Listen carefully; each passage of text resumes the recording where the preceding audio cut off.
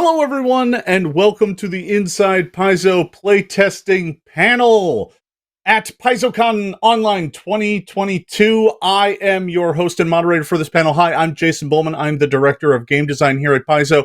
But before we launch into today's chat, I want to toss it around the horn and let my other fellow panelists introduce themselves and what they do at Paizo. Logan, take it away.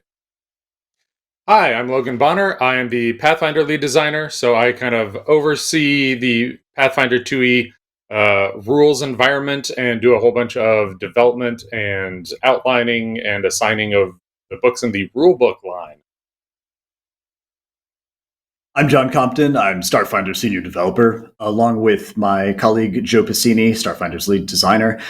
We work together on the Starfinder hardcover books, including any of the playtesting that's required for future content, oftentimes with classes.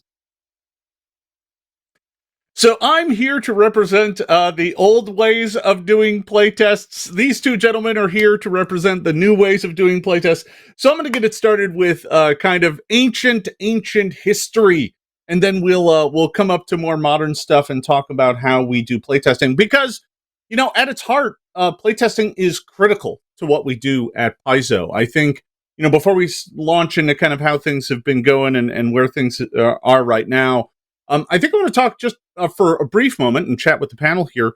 This is kind of an audible off my outline because I'd like to talk about how important playtesting is to us in our daily, business and our routine. And, for me, playtesting is a critical way of getting feedback on our work and making it better. I think without playtesting, we would not be where we are today. One of the things that has made Paizo what it is all of the feedback and thoughts from all of you. We love making games and writing rules, but the best way to make those as good as they could possibly be is by chatting with all of you. I'm wondering if Logan, John, do either one of you have anything you want to add to that before we kind of get going, kind of the preamble part of this? Yeah, for my organized play experience, like I have have played and run a lot of tables. I sure have a lot of internalized lessons of what I'm pretty sure is true or what tends to be most correct. And so like for any of the developers and designers at Paizo, we can start to create material where it's based on a foundation of of hard-learned lessons and happily learned lessons to make something that we think is going to be awesome. But there are so many variables in game design and so many masters that our rules serve, from maintaining a nice, orderly, and clear set of instructions to providing the flexibility to use things at your table to just being fun. That there's always that X factor that can't be substituted for anything but play testing, where we need to see what it's like out in the wild. We need to see it in action to test out those theories, that theory crafting, armchair design style of work. It's got to be in the wild. It's got to be broken down, and it's got to be put back together in an even better way. Yeah, I think that's a really good point, John. And I'd also add that having a robust playtesting schedule lets us take bigger risks. There's a lot of stuff that we probably never would have done if we hadn't had the chance to try it out first and see if people liked it before we, committed it to being in a printed book. There are, especially like in the 2e playtests and some of the class playtests, it's like, well, let's go for the weirdest thing we can, and then if people don't like it, we can roll it back. But it lets us kind of reach further and try new things. Yeah, I do think, there is an element of playtesting is what helps us find the boundary box of the design, right? It's like, where are the corners? How far can we go? And where does that allow us to play? And, in some cases, where did we go way too far and we need to scale it back to avoid, kind of making something that folks don't really enjoy. I think all of this kind of ties together nicely in kind of what playtest means for us, which is it allows us to get outside of our own lived experiences, right? We do this all day, every day, and there comes with that a certain certitude that you're doing the right thing, but it's not always the case, because sometimes what your experience is isn't what experience that everyone else has. So to avoid just kind of repeating what my fellow panelists have already said better than me, I think what I'd like to do now is chat a little bit about the history of playtesting at Paizo. And I want to talk about kind of where it all began. You know, back in the days when we were just a magazine publishing company, we playtested even then. They weren't public, they were us taking adventures that were about to appear in Dungeon Magazine and playtesting them in the office. Many of you, if you've been following Paizo for long enough, probably have heard stories of the Office Age of Worms campaign that we played and things like that. That was our earliest kind of experience with playtesting, you know, and for many of us just getting in the industry back in those ancient days, you know, 17 years ago, our experience was just that. It was like, that's what playtesting was. You sat down and played with the thing, and it was your experience informing you. But when the magazines went away and we started looking at doing, you know, our own role-playing game, the first thing that became apparent was that we needed opinions from everyone. We really wanted to gather everyone's thoughts and ideas, which is why it led to the creation of something like this. And normally we would have graphics for this sort of stuff, but frankly, this book is now so old that there aren't any good graphics of it online anywhere that I could find that weren't pixelated and terrible. So the Pathfinder playtest for first edition was kind of the first time that we really cast a wide net with some of our playtesting. We had done some smaller limited playtesting before with some other material and stuff, but this was the first time we really tried to cast an incredibly wide net. And at that point in time, our technology, our understanding of playtesting and what we would get out of it and what kind of response we would get was kind of unknown, right? You know, we started out with 3 alpha PDFs that we released, and those got pretty good feedback and pretty good comments, but there was such a breakneck pace to go from the alpha to the beta that, you know, we didn't have a lot of time to incorporate a lot of feedback. We did learn a few things, but all of this, including when we got to the beta, was just through the message boards, right? I don't know, Logan, John, did either of you participate in that early playtest? I'm not sure. It was a long time. I think I was still at Wizards at the time, so I don't think that was. I don't think there wasn't a lot of people lugging it around the halls. Okay, yeah, yeah. Sure. I was involved in some of the beta playtesting, but was not one of the people submitting feedback. That was the folks who were GMing it at the time, and were kind of gathering together our group to be like, this new thing called Pathfinder. But the first playtest that I actively contributed to as an individual was the Advanced Player's Guide playtest. Sure. So yeah, I also want to note something about that beta, which is that that's an early example of something that's really commonplace today, which is releasing a beta as a product. That was kind of one of, if not the first RPG book that is like, here's a beta. And we're gonna actually give you like something permanent, a physical version of this. It is kind of funny how the choices you make leave little marks on the course of the industry, right? Yeah. And it was like a year or two later, all of a sudden it was like, oh look, another soft cover, cheap, printed beta. Oh, what a surprise, right? Because it was a big success for us. We blew out of the handful of copies that we printed. And the interesting anecdote about that was the only reason we printed it is because I did the math on how much it would cost to print the whole thing on a printer, and I was like, we got to be able to do that cheaper for them. And in fact, it was true, because this sold for this was $20, and the original MSRP was $19.99, and to print it even in black and white was like, you're going to burn through like 3 ink cartridges on that. So it was not, unless you were doing it at the office like most people did.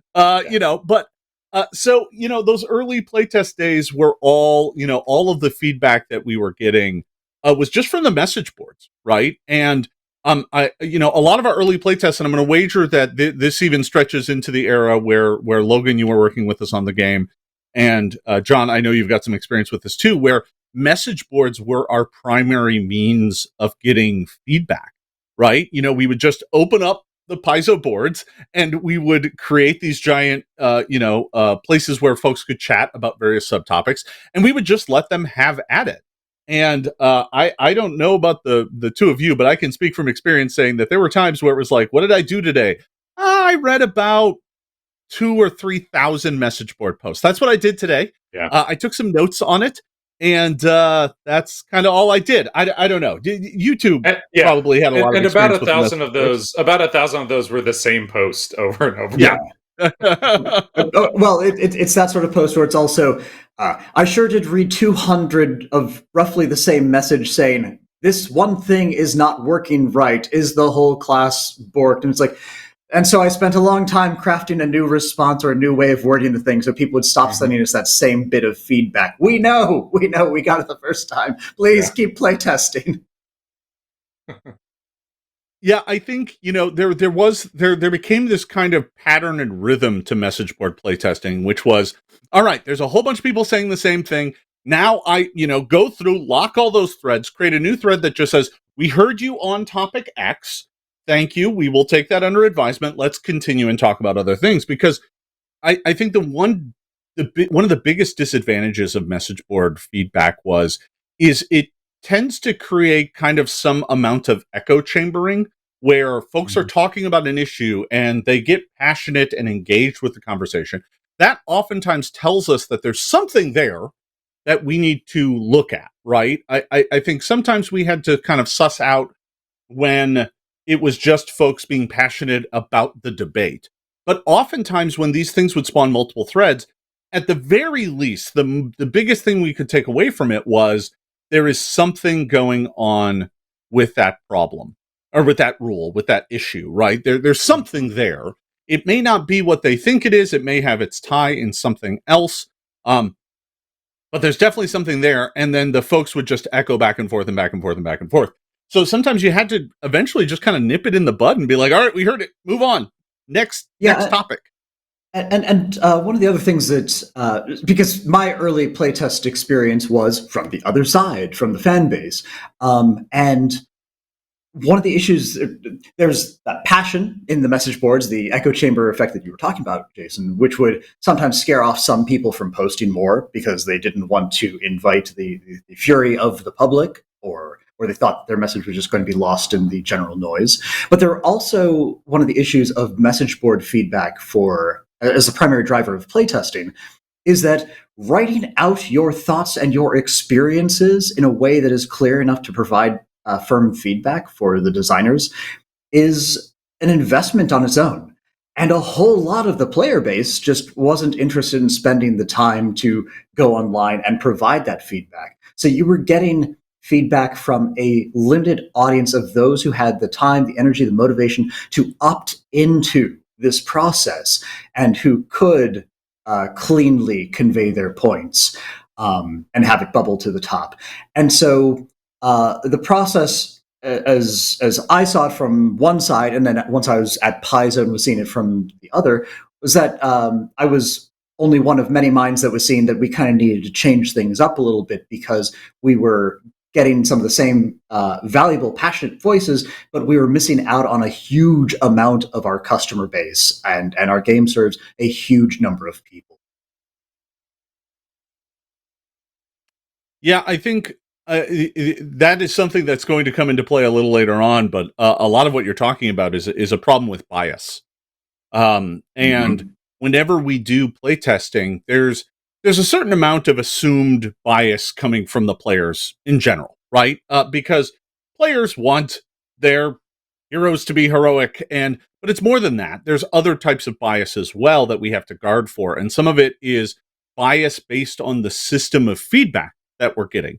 But I don't want to get too much ahead of ourselves because this is something that we talked about a lot in some later playtesting that we did. So honestly, our initial playtesting for the first 6-7 years of Paizo was almost all the same. It was release a PDF, open up message boards, get a whole bunch of feedback, close the message boards after, a month to 2 months, take all that feedback, take it into the design office, process as much of it as we can, look for problems that people pointed out, fix them, and then move on with the process. That was how the playtest mostly worked, and it was useful. I do want to stress that. It was very useful to show us where there was problems, where there were things that needed to be fixed. I think oftentimes one of the bigger challenges was folks in giving their feedback then turned into, well, here's how you could fix it. Do this, do this, do this. And there is some advantage to that kind of stuff. Sometimes they would point out things that are like, oh, that's kind of interesting. Maybe there is something there. Oftentimes those sort of answers would be something that explained a bit about their mindset and how they viewed the problem that would be almost more useful, right? Because how someone decides to solve a problem sometimes speaks to the nature of the problem as much as asking the question about it itself.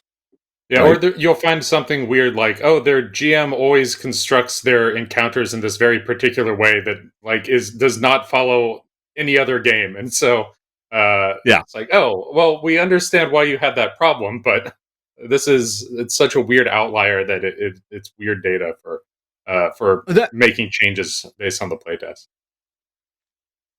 Yeah, that was an ongoing issue with our playtesting in those early days was GM variability, right? It's like, oh, this person runs PFS stuff, so they're, we know what type of games they're playing. This person's running in a Wazoo home game, right? Yeah. Who knows what's going on there? And getting the playtest feedback was kind of like panning for gold, because it's like there's some really great stuff in there, but you'd also like you're sifting through a message board, so it'll be like, okay, there's this cool comment, and then like 5 posts in a row that are going back and forth about a thing that you kind of you got the important information for your development process, but you're also just like kind of trying to sort out which posts are relevant, which ones have new information, and collating all that data, which just kind of means it's a lot of extra manual work that kind of takes you away from having more time to work on the actual text and the rules.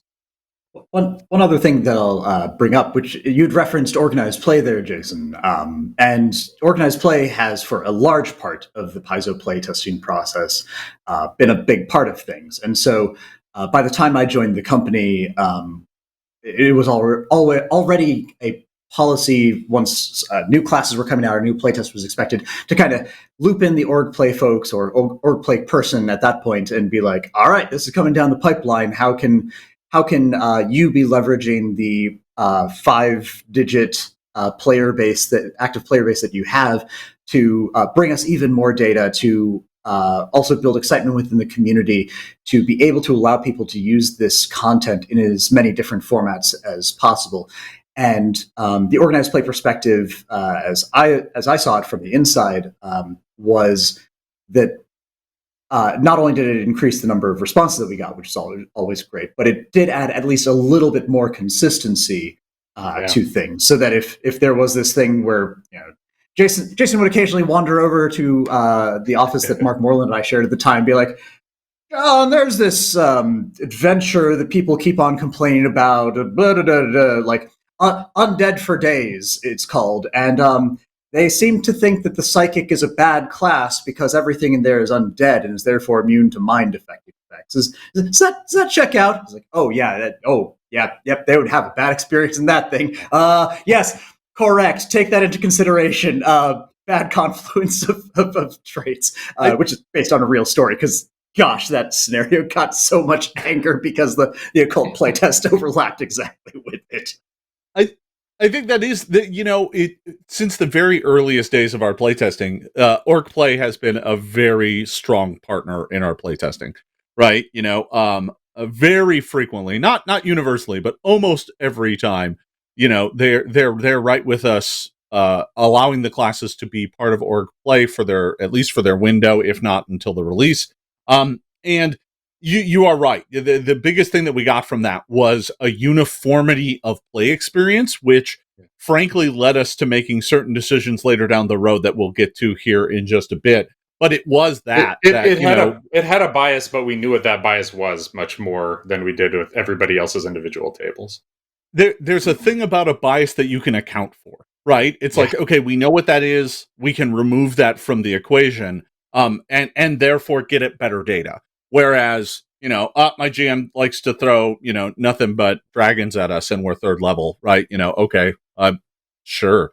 And we did see some of that later, but that's a different story. So, I think that's most of our early play testing. Eventually we got around to, starting to look at other games and other things, and our thoughts were evolving. And that is right around where Starfinder happened. And, the Starfinder playtest was different than a lot of our previous playtests. And I'm gonna toss it over to John to kind of talk about the Starfinder playtest and kind of lead our discussion on that. John, take it away. Yeah, so Jason had mentioned a little bit earlier about how there's that design window where you get the feedback and you have a certain amount of time before you really need to be moving it on to editors, to art, for layout, et cetera, et cetera. Like there's a timetable for these things. And Starfinder had both a lot of time for certain aspects, but also really tight windows for some others. And so as the playtest period approached, we had two competing interests. One of them was that Paizo had such a strong tradition in public playtesting, reaching out to huge numbers of people and saying, have at it, tear it apart. Ideally not too much. We need some pieces to glue back together. But also we realized that we really needed to get information real fast. We needed it real focused, and we had a limited amount of time in which to be going over the equivalent of all those message boards. So it was a balancing act of how can we get great playtest data, but how can we keep this thing on schedule? Because, wow, it's been about a decade since we've made an entirely new RPG. These things take a lot of effort. Truncate certain bits and move on. And so the decision was made to do a playtest, but to make it a somewhat closed playtest. So we had a lot of in-house folks who wanted to try things out, along with some of their like local friends or the like. And we're like, so a bunch of those were authorized as playtest groups. We had a bunch of our partners. We had a bunch of our friends of the community. We had some venture officers and the like, and authors who we reached out to and said, hey, if you also want to be part of this, here's how to playtest during this fairly shorter window and how to get us effective data really quickly. The nature of the beast was that Starfinder's playtest period was from like late November to the like middle of January. And so it was already this holiday season that was really set against it as far as how much time people could realistically playtest.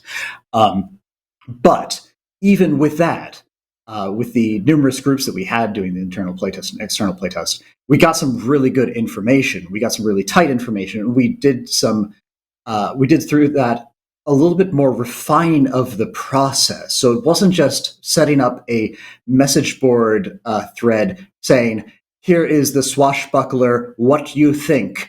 But rather it was asking more pointed questions to test certain things, to investigate certain elements of, for example, starship combat or how resolve points work, that really informed some of our later survey processes.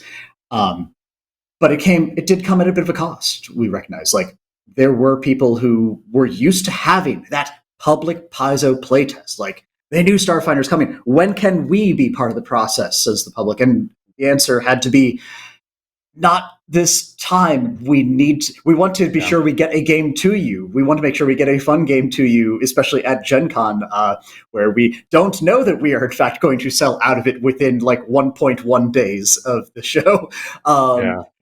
And it's not fair to them or us to kind of do a playtest we know we aren't going to have time to implement changes on. And sometimes you hit that wall on scheduling. It's just like, this is going to waste your time and it's going to crunch our time, and it's not going to be happy for anybody.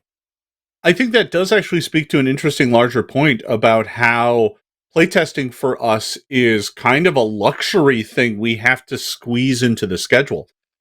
Our normal product schedule does not include playtest windows, because playtest windows, generally speaking, mean that we need to start at least the playtest elements of the design a full 6 months or so before we would normally be doing our passes and our deeper development on it. Maybe it's only 4 or 5, but still, it's a long time, and that's something we actually have to carve out scheduling wise.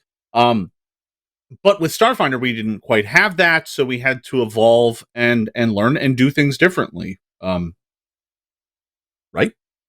Absolutely. And also Starfinder was a project that had a a constantly evolving and growing team, and was constantly sort of drawing in different sub teams to help out with different components. Like, you know, there were plenty of times when the core Starfinder folks were reaching out to the design team and saying, "Okay, we need numbers for how like item wealth or item pricing works. Please help, or help us with the design of weapon damage math and those sorts of things." Or adding, say, taking somebody who's working on like Pathfinder adventure paths and being like, "We need you on Starfinder now." So it's like the needs of the game were requiring us to make lots of really fast decisions, lots of really fast evolutions on our team. And so the more that we could control the playtesting process, the more smoothly everything else could go. Yeah, it's one of those things where we knew that playtesting for this was going to be tight and a challenge. Like, everyone looking at the schedule that we had for it was like, there is not a lot of time for any of these components to come together. But we knew that we had to get some feedback, right?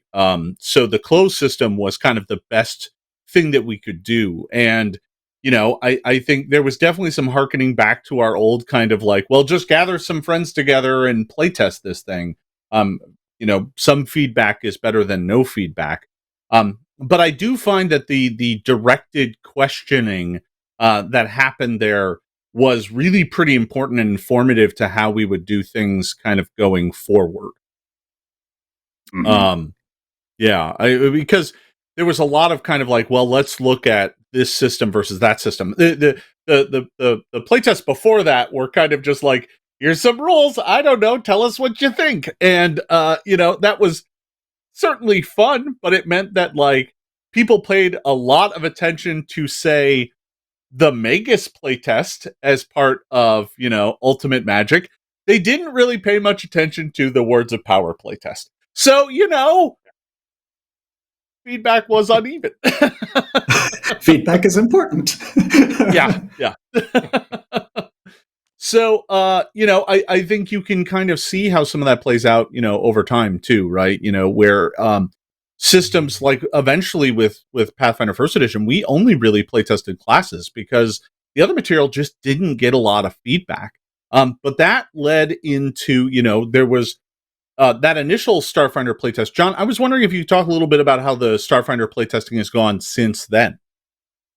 Yeah, so since then, Starfinder has been very much learning from and adapting with the Pathfinder playtesting processes. So some of the early looks at Starfinder playtesting, like for the character operations manual, new classes was the first really big one, where it's like, okay, new classes, Paizo tradition, put it to the public playtest, was still kind of following in that message board model, albeit with some more targeted questions, a little bit more redirection midstream, but was still very much toss it out to the public, see what happens, and receive the feedback, make the changes. Whereas once we start getting into Pathfinder Second Edition things, which I know we'll get into the details of in just a little bit there, Jason, Starfinder has adapted a little bit more in the survey process. So we've been learning right alongside you.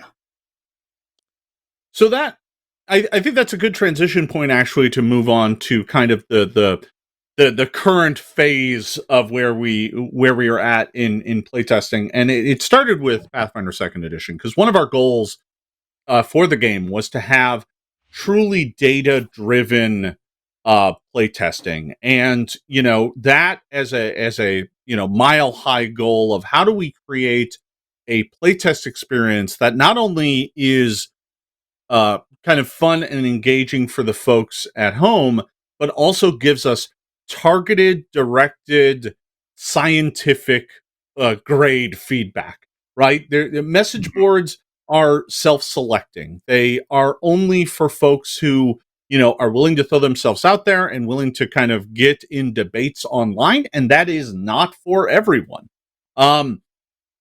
So, we knew that there were some bias problems there. We also knew that, like, the person who shouted the loudest often seemed the most right on message boards. So there were some definite challenges there, because if we had a very vocal poster who decided they did not like a system, they would let us know in 48 threads until we did something about it. And that doesn't always mean that that was the most important thing we had to fix. So looking at it, we started investigating kind of how we could get data-driven analysis. And Logan, you were deeply involved with some of this early design. So, I was wondering if you could talk a bit about how kind of the data-driven analysis came about. Yeah, so Mark Seifter and myself were doing most of the figuring out the logistics of doing the surveys and that part of playtesting. There were kind of three things that were really going into the change. One was that online surveys technology had advanced greatly from the days of the Pathfinder First Edition beta. So we had a lot more options that we knew we could, get a survey up and running with a relatively small amount of work. The second is that the fan base is just bigger. We knew there were going to be a lot more people involved, and trying to do all that on a message board is stressing the limits of how far it can go. And the third is that we wanted to get a more universal breakdown or a more universal play experience, so we could really test specific things. And that's why we have the Doomsday Dawn adventure, is so we can say, like, okay, play this adventure so we know what factors are going into your game. We know what style of play each of these adventures is going to be, and we can test target specific parts of the system. So, like, this is the one where you're going to TPK, and so we're going to test how that plays out and how long you can actually last with the resources you're given in the game. And Mark Seifter did a lot of the research on the logistics of doing or the best practices for writing a survey, and how to phrase questions so they are going to be the least biased we can make them, to get the data as clean as we could get it. Yeah, and Doomsday Dawn, referencing Doomsday Dawn there, and how a lot of those adventures were testing very specific questions and problems. That's the sort of thing where, as an organized play creative developer, my team sort of gathered together and we were like, Doomsday Dawn is asking some really important questions, like how well does this anti-undead stuff work? How long can you survive here? How does exploration mode work? But with the exception of kind of the first and the last adventures, there wasn't as much about Doomsday Dawn that we saw in the early stages that was like, how does just a standard game of this run? Does it feel good? Level thing. And so we were really passionate about using the organized play platform to create several playtest scenarios for Pathfinder 2nd Edition and loop those into the greater 2nd Edition playtesting process, to get some just sort of natural adventuring experience out there, and more of these known quantities of adventures that we could get even more data about, but also providing a natural thing that people could play at the playtest launch at Gen Con and beyond, in order to have more adventure material ready to go. So they didn't also have to be learning enough to create their own content, but they had now 11 adventures to play and not just 7. Well, and we knew we'd have super fans who were going to blow through Doomsday Dawn in a weekend and still want to do stuff for the next several months of the playtest. Yeah, it was a different experience than kind of almost anything we had before. I think Starfinder was kind of analogous to this in that people would have to learn the game in order to playtest it. We didn't really have that problem with the Pathfinder First Edition playtest. If you knew 3.5, you could probably muddle along. Oh, you had a 3.5 adventure? You could probably use it. And maybe look up a stat block or two. But with Pathfinder 2nd Edition, right, we knew that it was very different. It was a game that required a different understanding. And, everything that we've talked about here is with 2nd Edition was about removing bias and variability from our data gathering, right? We're going to do surveys. That way we cast a broad net. That way we get data-driven approach. That way we can look at things on a scale, and say, hey, where are the numbers on this? We could chart those numbers over time. Like, I remember doing some deep analysis to kind of show how opinions of certain classes changed over time as we released updates and changes. and talked about how things were altering, just to see how that needle moved as people gave different feedback.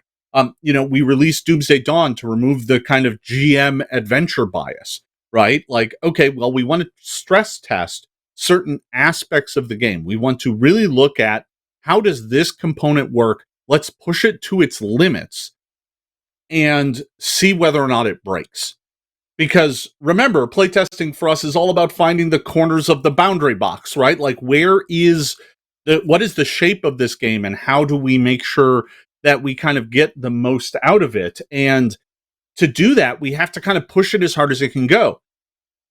I do think that led to some controversial decisions with Doomsday Dawn that, frankly, in retrospect, I probably would have done differently. But all of this is a live and learn kind of experience. You approach it and kind of go, well, this is the best we can do. This is what I think will work. But it doesn't always play out that way, right? Doomsday Dawn got a pretty harsh reputation of being an incredibly challenging adventure. And honestly, there's one part of it that's an intentional TPK, that didn't help.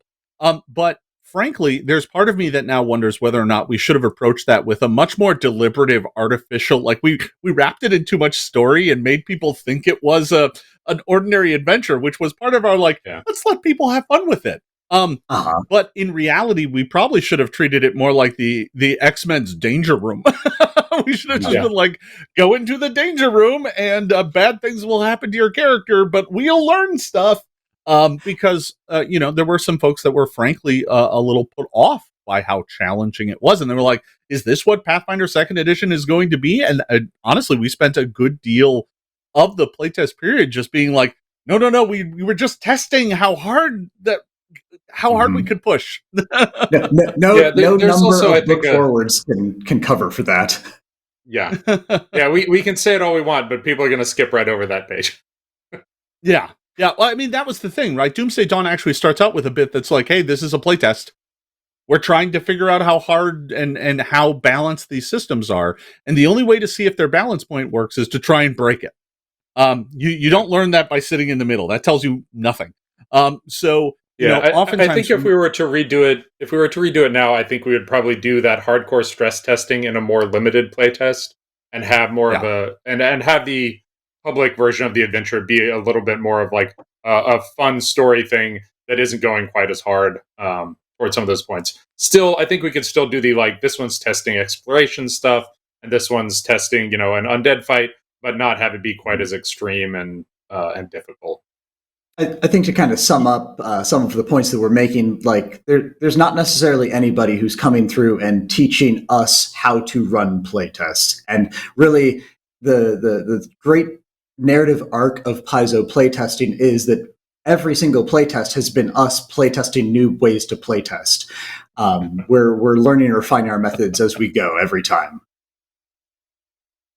Yeah, that is absolutely true, right? I think as we playtest, we learn how to playtest better. And I think one of these days we'll get it perfect and we'll just be like, yep, that's it. Don't change a thing.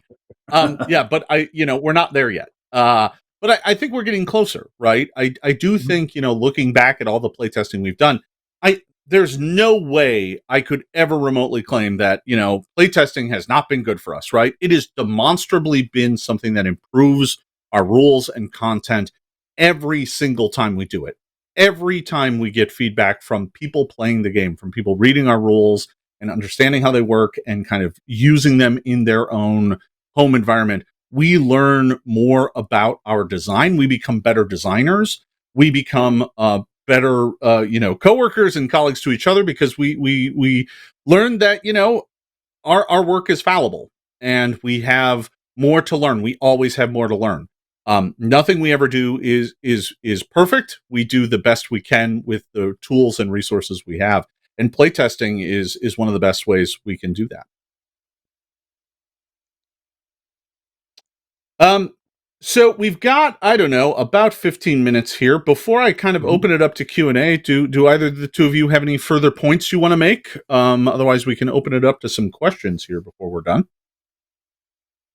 I think one point I'll make is, at least on the Starfinder side, is that a few of us, especially when we're making new systems, tend to reach out to some of our local gaming friends or some of our colleagues, and they're when we're creating something entirely new, like for example mech combat for Starfinder in Tech Revolution, there's some internal playtesting even before the external playtest goes out, because we are trying to do several stages of playtesting, catch some of those preliminary issues that people were going to write 200 message posts about, and draw the conversation away from before it goes out, so that we can focus on the things we really want to focus on.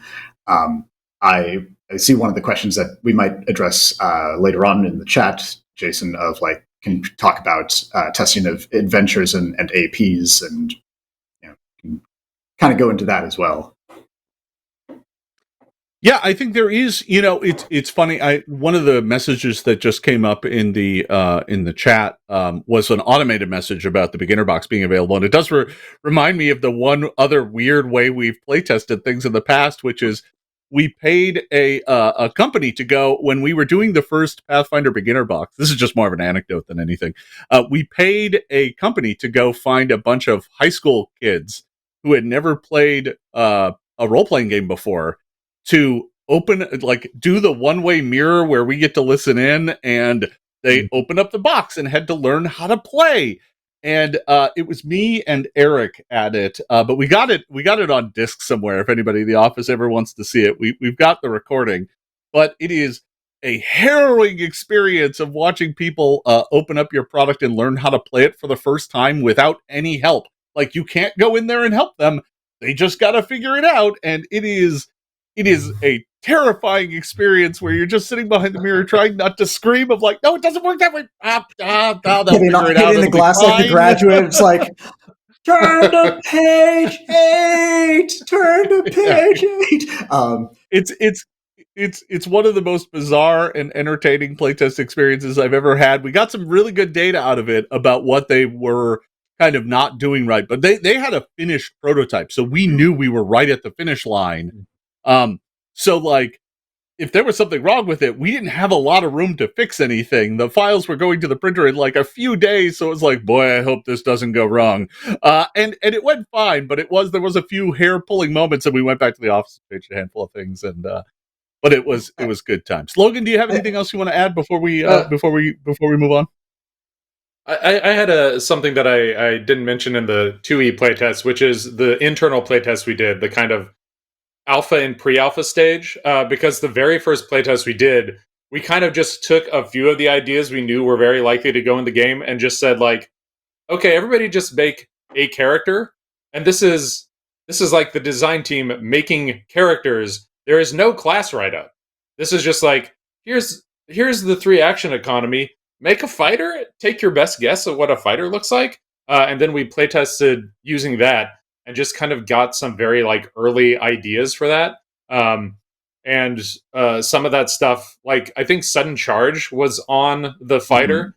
So some of that stuff has survived essentially to the final game, just getting refined through the various stages. And then we did kind of an alpha document and let people internal to Paizo run some games before we put those ideas into the actual Pathfinder playtest release. So that was an interesting stage where we got a bunch of smaller scale feedback that we could use.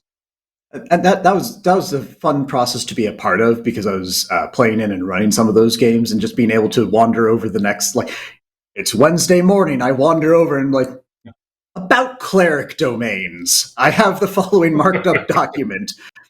And then, drop it in the office and run off and start working on scenarios again. That was fun. That does speak to like our very early, like, so with Pathfinder 2nd Edition, we had a longer outlay designing that than almost anything we've ever made at Paizo. We spent 3 years, kind of in essence, starting with tinkering ideas. And it started out with what Logan mentioned, which was this, what I think at the time we called the proof of concept playtest. Because what I was trying to do, one of the things that I needed to do was create a version of the game that I could run the kind of management team through, just to get sign off on, hey, this is the direction we are taking the game. Yes or no? right? Like, because I don't want to spend another 8 months working on this. If you play it, if Lisa and Eric play it and are like, yeah, no, we're not doing that. So we did kind of that early proof of concept playtesting where it was just like, I don't know, throw some rules together. Do we not have spells? Use a first edition spell. It's fine. And it was all about just kind of gluing together, a rough form out of popsicle sticks and tinfoil to get something that was the shape of the game, to make sure that it felt right, so that if we took it in that direction, did it still feel like Pathfinder? Did it still feel like the game we were trying to make? And then after that came what was called the vertical slice, which was trying to build enough of each class to go from 1 to 20 of just a handful of classes. And we didn't need all the options. We, in fact, only needed one option per level. It was like, can you have a complete character that goes from 1 to 20? And what does that look like? How does that feel? Right. And this was another version of our kind of early, what was actually alpha playtesting for us, which was letting folks inside the building play around with various chunks and slices. And I think that's what you're talking about, John, was some Absolutely. of that early alpha internal playtesting. Because we made that, those, the big binders. Yeah. Yeah. I was part of Mark Seifter's ongoing game, and so like he usually had the freshest like thing. So I remember like when the Bard was first available, I got to play the first playtest Bard, I guess. But I'd be like, heck with my cleric, throw aside this Asmodean nonsense. Give me a dwarf bard. But it was always being able to give that like right in the moment feedback, being able to mark up documents and being able to get for the design team's perspective, I imagine like we have a finished version of this thing the next day. We already have some things to consider of how to change it up. Indeed. All right. So, before I move on to questions, is that everything? Do we want to move on to a handful of questions here in our last couple minutes? Questions. Yeah, let's grab some questions. All right, let's grab some questions. All right. So I got a question here from Possible Cabbage, not Impossible Cabbage. That's a different poster. That says, sometimes a playtest survey will suggest huge changes to a class are possible. I recall the Magus playtest survey had something like, should the Magus class be with a class without spell slots, but in powerful spell focus spells instead. But we never had an option to playtest that version, and it was honestly not something I ever thought about when playtesting. If surveys had broken in favor of the untested idea, how would you have developed that? That's a little specific about the Magus. I think in that case, basically from scratch, I think is how you would develop that. Yeah. We certainly have done that. Like the entire resonance system from the playtest, it was like we scrapped everything and started from scratch. Like one of the things about our playtest is like it really is, anything can change potentially. And some of those survey questions are ones where it's like, we don't think this is the right way to go, but people other than us might see something en masse that is that suggests that's a better path. And so I think that's one of the things I want to stress about our playtests is like they're never like just for publicity. If we're putting something out for playtests, it's to actually test it, and we're open to any level of changes. And have certainly like the Alchemist class from the playtest to second edition, like essentially is almost an entire rewrite. That's something that we are willing to do when we playtest and kind of have to be. Yeah, I think, one of the things that we've learned over our playtesting experience is that, oftentimes the changes that folks suggest, there's always somebody who's going to be like, you know what, you should just start over. And it's like, we would, but, we're only going to do that if it's a complete catastrophe. And I think in the entire history of Paizo, I think that's maybe happened twice. But it's not a common occurrence because honestly, the amount of work that goes into getting to the playtest, oftentimes what we're trying to do is refine the design we already have. All right, so we got another question here. Do you ever regret caving to playtesters when maybe they were wrong in the long run? I'll leave it at that. There's an add-on to that. I mean, do either one of you ever feel like we've caved to playtesters and then later been like, that wasn't the right call? If the answer is no, that's okay. The one that stands out to me. Go ahead, John. John, why don't you take it first? I think the one point I'll make is that the playtest surveys have been very good about identifying why certain changes are being requested and how we can then make changes that are a little bit less reactionary and a little bit more informed as to what problem we're actually trying to solve, so that we have fewer of those moments in the future. The one that stands out to me is where we were kind of between a rock and a hard place with the structure of the items section for between the playtest and the final. Because one of our questions was like, how do you feel about the structure of the items section of the playtest? Because it was kind of like all the items in one big list, so that if you're in an adventure and you have a monster that has a specific item, you just go to that section and look alphabetically and you find the item. And one of the answers to the questions we got was, do you want this in more of a structured style, more like 1E, where the weapons are separated out and everything's divided into subcategories? And that was what the survey results said. But we had kind of already commissioned the art for that section, and it was going to be kind of a mess if we reorganized it. And we reorganized it to be more like what the survey results said, but ended up kind of being squeezed because there were only so many ways we could restructure it, and ended up with a structure that is confusing to a lot of readers. I think that's the big one where it's like, I wish we had done something differently to that to make it to go one way or the other, rather than kind of having a hybrid solution that ended up being kind of a pain. Mm-hmm. Yeah, I do think, looking back at the P2 process, that's the one part of it. Whenever anyone asks me, they're like, what would you have done differently? I would have been like, probably the magic item chapter organization, because we kind of went with the middle ground, and I think it made, frankly, kind of no one happy.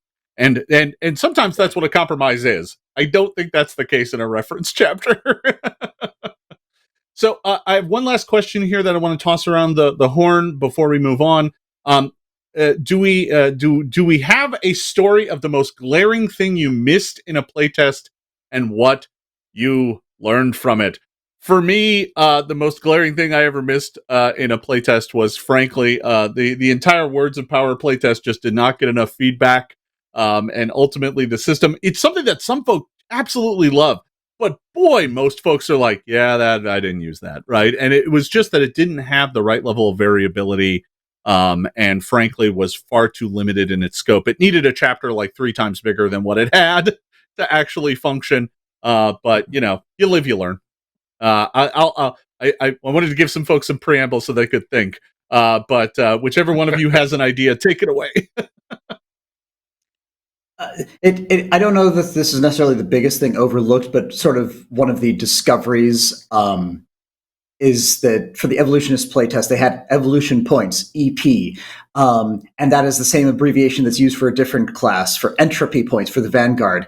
And I kind of was cognizant of it going in, but thought, this won't be an issue. This won't confuse people. Oh, it confused everybody. And especially when they're like, what if I multi-class Vanguard evolutionist? And so it's like, it's recognizing the things that you think are going to be small issues, but in fact spin out a lot more, makes me a much more conscientious designer.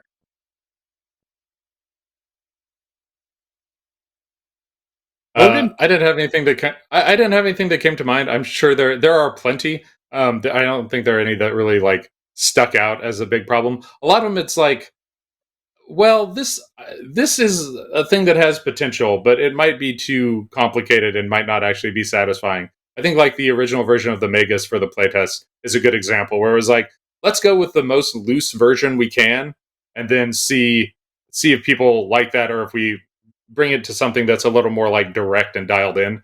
And that was one where it's like, yeah, no, they didn't like that. It's too complicated, too lacking in direction. That's the one that like pops most easily to mind. But we kind of we knew that was maybe a possibility to start with. A lot of the little things are a lot of the glaring areas tend to be the little things of like, oh yeah, this probably should have a saving throw. That's why people think this is overpowered.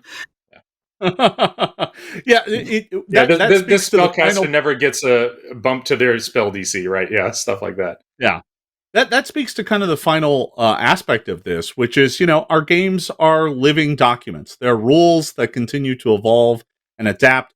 playtesting is the first step in that, but it's not the final step. We do adjust things as we go forward. We make changes over time. We issue errata and FAQs to kind of constantly push things forward. In fact, the playtest never really ends. We are constantly learning more about our rules, making adjustments, making our games better. And it's all thanks to you. Your feedback, your thoughts, your playing the game, your passion for the games we make kind of tells us all that we need to know to move forward and make better games for all of us to enjoy. I want to thank you all for watching. I want to thank my two panelists here. I'm sorry, I guess you're this way. I want to thank you both for attending. Folks, the streaming continues here in just a few minutes. Thank you for watching. Any last words, anybody? Playtesting is a process, and we're always learning how to playtest our playtests. Indeed. Thank you for watching, everybody. Have a great rest of your PaizoCon. We will wander over to the Discord and see if there's any other chatting going on there. Thanks for watching, folks. We'll see you next time.